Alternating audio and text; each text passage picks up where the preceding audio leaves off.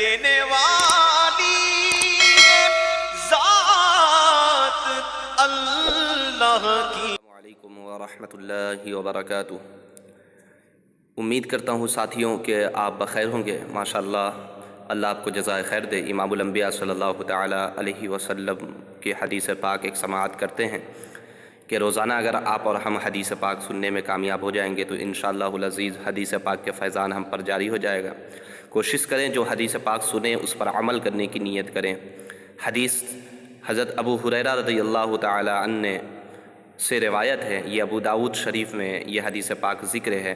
سنن ابی داؤد الحدیث 4098 نمبر حدیث میں آپ کو ذکر سنا رہا ہوں، اور ابو ہریرہ رضی اللہ تعالیٰ عنہ سے روایت ہے کہ رسول اللہ صلی اللہ تعالیٰ علیہ وسلم نے اس مرد پر لعنت کی جو عورت کا لباس پہنتا ہے، اور اس عورت پر لعنت کی جو مردانہ لباس پہنتی ہے۔ اللہ اکبر۔ تو جس پر اللہ کے رسول صلی اللہ علیہ وسلم کی لعنت ہو جس مرد یا عورت پر، یقیناً وہ زندگی میں سکون کبھی نہیں پا سکتا۔